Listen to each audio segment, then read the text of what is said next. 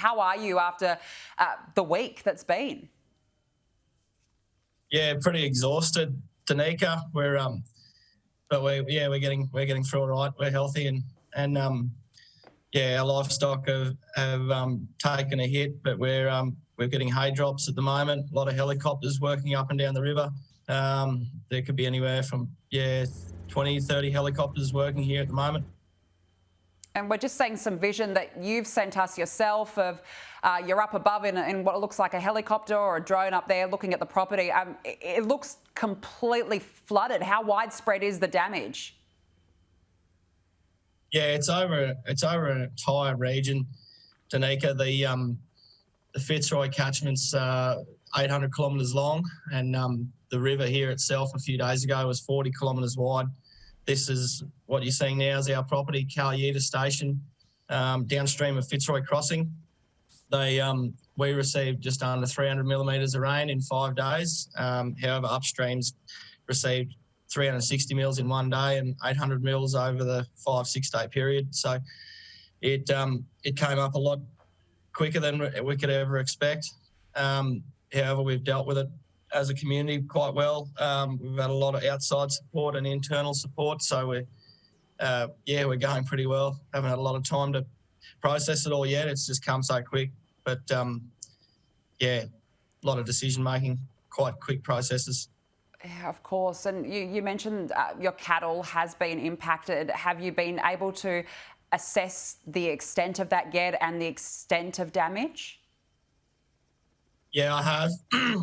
I've been in the area every day, checking stock, feeding animals, swimming cattle, shifting cattle ahead of the floodwaters in the rain.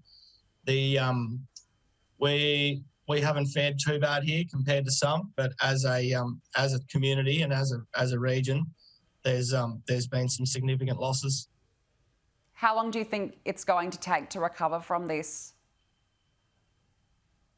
Oh, that's probably the $1 million question at the moment, Danica.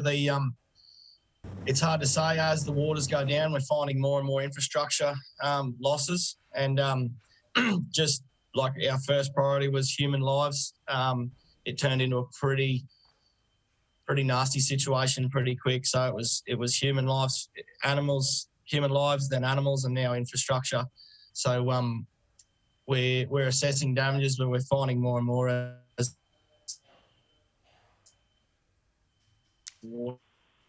Yeah, there's no doubt it must have been a very difficult time this week for many members of your community. How is everyone holding up? Actually, surprisingly, really well, Danica.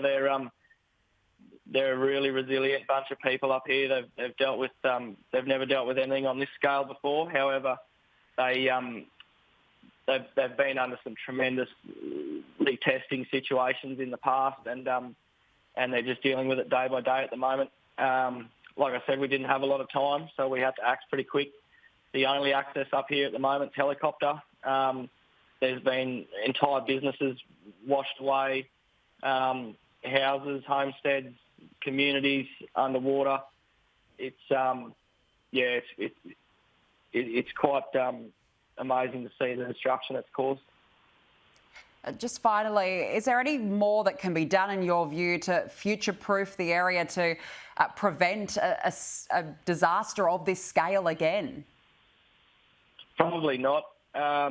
Just off the top of my head, Danica, there's when you're getting that amount of rain on such scale in such a short period of time, there's just absolutely nothing can be done.